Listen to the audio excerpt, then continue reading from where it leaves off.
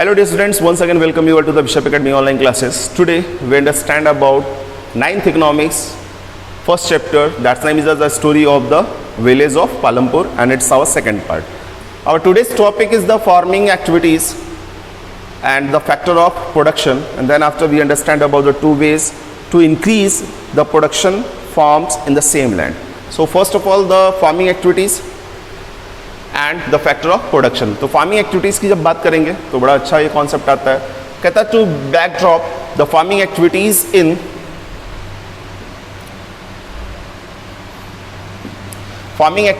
In the Palampur village is we shall try to the learn about the contribution of the three factor of production which is land, labour and capital. इसके बारे में थोड़ा बहुत हम इस पर discuss करेंगे. तो नॉर्मली फर्स्ट पॉइंट आता है land as a fixed factor of production. भाई एक चीज़ सही बात है, हम लैंड को उठा के इधर उधर नहीं ले आ सकते. एक जगह से दूसरी जगह तक ले जाने में बड़ा किसी भी तरीके का कोई कॉम्बिनेशन नहीं जनरेट होता जिस पे हम इसको डिस्कस कर सकें. सो लैंड अपने आप में कहीं ना कहीं बहुत इंपॉर्टेंट होता है कि इसकी सारी प्रोडक्शन एक्टिविटी जो होती है वो यहीं से होती है. यहाँ से हमको नेचुरल रिसोर्सेज मिलता है और यहाँ पे सारे परफॉर्मिंग वर्क एक प्लेस जनरेट होती है. तो नॉर्मली कहता है we have already said that the farming is the main production activities in the Palampur village. हमने जैसे पहले डिस्कस भी किया था कि जो फार्मिंग एक्टिविटीज़ है पालमपुर की वो ज़्यादातर क्या है, मेन प्रोडक्शन एक्टिविटीज़ है. और ये भी कहता था most of the people are depend on the farming of their livelihoods. ज़्यादातर जो लोग हैं पालमपुर के वो निर्भर हैं, डिपेंड हैं किस पे, फार्मिंग एक्टिविटीज़ पे अपने लिविंग्स को मेंटेन करने के लिए, लिविंगहुड को जनरेट करने के लिए वो फार्मिंग एक्टिविटीज़ पे डिपेंड है. सो of them, some of them are the farmers and other workers as a farmer labor. अब देखो दो चीज़ें आ गई, फार्मर और फार्मर लेबर.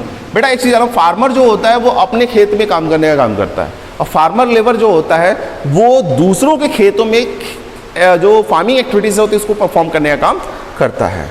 तो यहाँ लिखा 10 the well-beings of the peoples of the Palampur village is the closely related to the farm productions. The farm production depend on the extent of the land area used for the cultivation, but the land area is fixed of the Palampur village. अब यहाँ पे कहता है कि इसी तरीके से अगर देखें तो पालमपुर में ज़्यादातर लोग क्या है, closely related for the farm productivity. ज़्यादातर जो लोग हैं जिनका जो प्रोडक्शन एक्टिविटी वो फार्म एक्टिविटी से ही रिलेटेड है. और साथ ही साथ कहता है farm production depend upon the extent of the land area. जो फार्म प्रोडक्शन होता है यानी कि प्रोडक्शन कितना होगा वो डिपेंड करता है किस पे, लैंड एरिया पे. जितना ज़्यादा लैंड होगा हमारा उतनी ही ज़्यादा प्रोडक्शन होने के चांसेस बनते हैं, और लैंड लिमिटेड होगा तो प्रोडक्शन भी एक लिमिट तक ही होगी. But the land area is fixed in the Palampur. हर कोई अपना प्रोडक्शन एक्टिविटीज़ बढ़ाना चाहता है, लेकिन पालमपुर की सिचुएशन ऐसी है कि वहाँ पे जो लैंड एरिया है वो क्या है, फिक्स्ड है. और फिक्स्ड होने की सिचुएशन में क्या,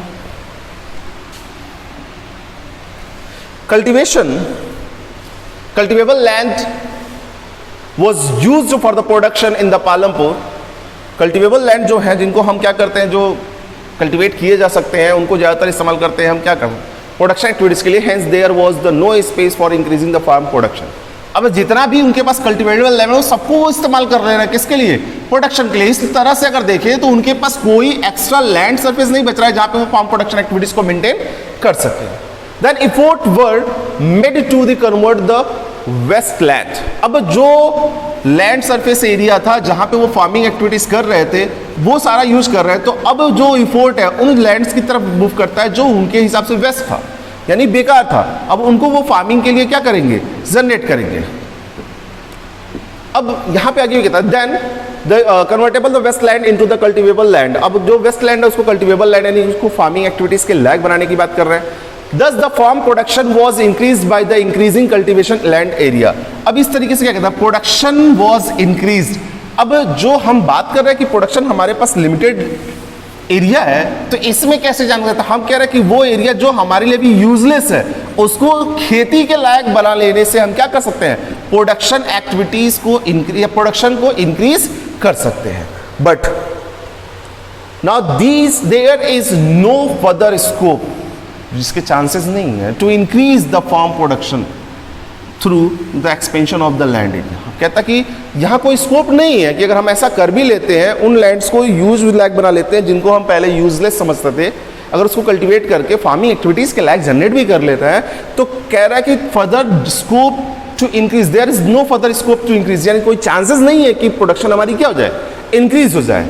फिर ये भी कहता है because all the cultivable land and waste land have already been use the farm production activity, और ज़्यादातर यहाँ कह रहा है कि पालमपुर में जो कल्टिवेबल लैंड थे और वेस्ट लैंड थे उनको ऑलरेडी इस्तेमाल किया जा चुका था प्रोडक्शन एक्टिविटीज़ के लिए।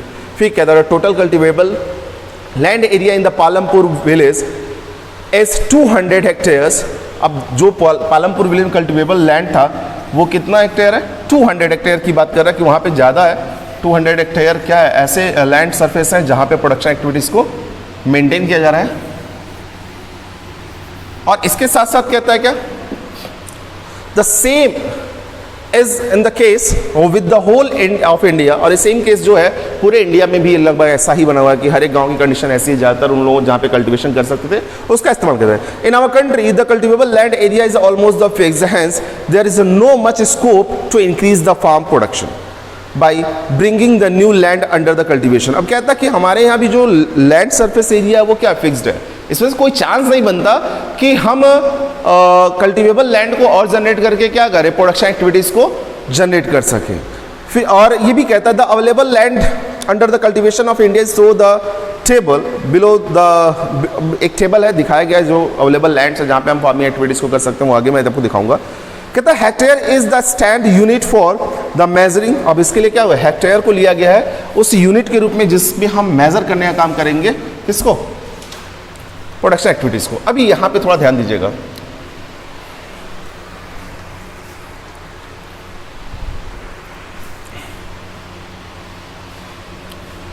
यहां कह रहा है कि 1950 में हमारे पास कल्टिवेबल लैंड जो था वो था 120, 60 में हमने बढ़ाया 130 हो गया, 70 में हमने बढ़ाया 140 हो गया, 80 में हमने बढ़ाया 140 हो गया।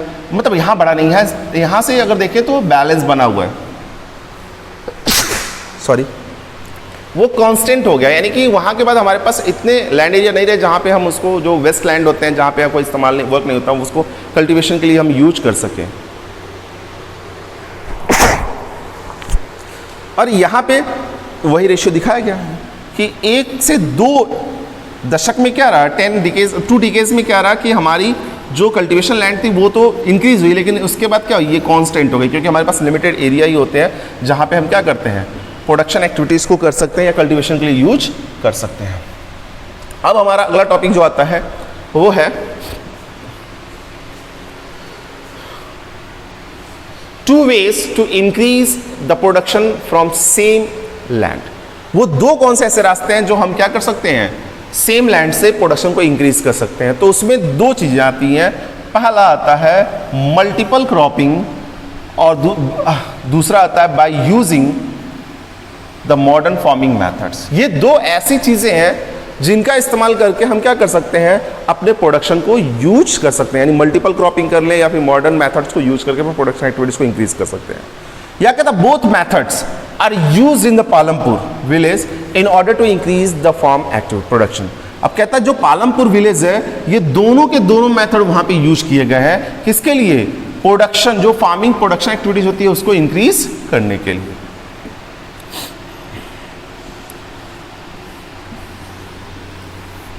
आगे भी कहता है when more than one crops is growing on the piece of land it is known as a multiple cropping। ये थोड़ा सा याद रखिएगा, जब एक से अधिक more than one crops is growing on the same piece of land, अगर देखें एक ही लैंड जमीन पे या एक ही लैंड ऑफ सरफेस पे अगर प्रोड्यूस किया जाता है तो ऐसे प्रोडक्शन को हम कहते हैं मल्टीपल क्रॉपिंग। फिर कहता farmer of the Palampur village grew the jowar bajra during the rainy seasons, that's mean kharif, and these plant are also called as a cattle feeds. अब बाजरा वगैरह का देखिए कुछ चीज़ें ही हम इसमें इस्तेमाल करते हैं, नहीं तो ज़्यादातर क्या होते हैं हम उसको कैटल फीड्स के लिए यूज करते हैं, काम करते हैं। और ये भी कहते हैं between the October and December they cultivate the potatoes crops. October and December में जो पालमपुर के फार्मर हैं वो क्या करते हैं, कल्टीवेट करते हैं, पोटैटोस क्रॉप को कल्टीवेट करने का काम करते हैं। इन द विंटर सीजन्स यानी कि रबी के टाइम में की अगर बात करें, they grew the wheat and the sugar canes, और वो क्या करते हैं रबी के टाइम में, विंटर सीजन में वो शुगर केन और वीट को प्रोड्यूस करने का काम करते हैं। And a part of the wheat is kept for self consumption bye the farmers and the surplus is sold in the market. अगर देखें तो जो प्रोडक्शन होता है वीट का, उसका कुछ हिस्सा क्या करता है फार्मर अपने लिए रख लेता है, अपने कंजप्शन के लिए रख लेता है, और बाकी जो सरप्लस होता है उसको क्या करता है, बेच देता है मार्केट में। और शुगर केन को ज़्यादातर वो मिल के लिए ही, यानी शुगर मिल के लिए ही प्रोड्यूस करने का काम करता है। Thus the farmer of the Palampur village are harvesting the 3 type of crop in a year. अब इस तरीके से देखें तो जो पालमपुर के फार्मर हैं वो क्या कर रहे हैं, 3 अलग अलग तरीके के क्रॉप्स को हार्वेस्ट करने का काम कर रहे हैं एक ईयर में। फिर ये भी कहता है it has become the possible for them due to well developed system of irrigation. कहता है ये जो चीज़ें हुई, जो 3 तरह के ये क्रॉप को कल्टीवेट कर हार्वेस्ट करने का काम कर रहे हैं, इसका सबसे बड़ा रीजन रहा है क्या, well developed system of irrigation. Irrigation system बेहतर होने की वजह से वो ऐसा कर पा रहे हैं। When electricity come in the village they transferred the system for irrigation, transform the system. अब भैया इलेक्ट्रिसिटी जब आता है तो वो क्या करते हैं, उसको इरिगेशन सिस्टम के लिए यूज करते हैं। जैसे अगर नॉर्मली देखा जाए, गांव में आपने देखा होगा कुछ इस तरीके का एक ट्यूबवेल सेगमेंट बना होता है,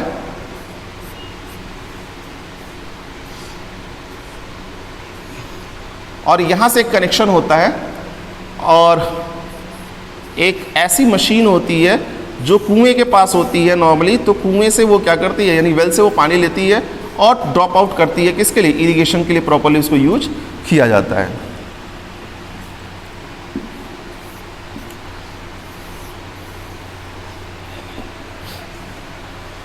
यहां आगे भी कहता है it was so slow system of irrigation. अब ये जो सिस्टम है वो क्या है, स्लो सिस्टम है।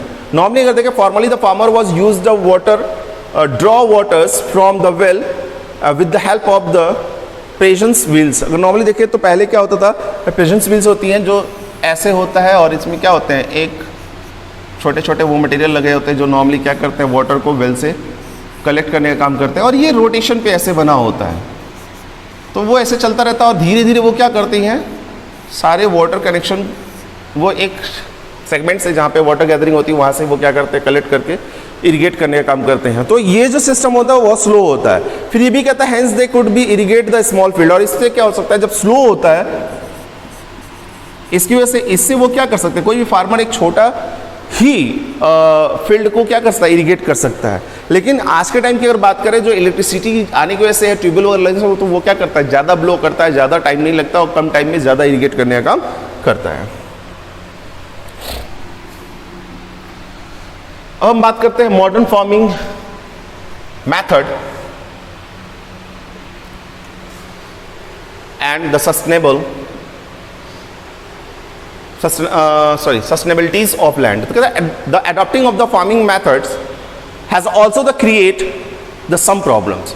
देखिए, हम जब फार्मिंग मेथड को अडॉप्ट करते हैं तो कुछ ना कुछ प्रॉब्लम हमारे पास आती है।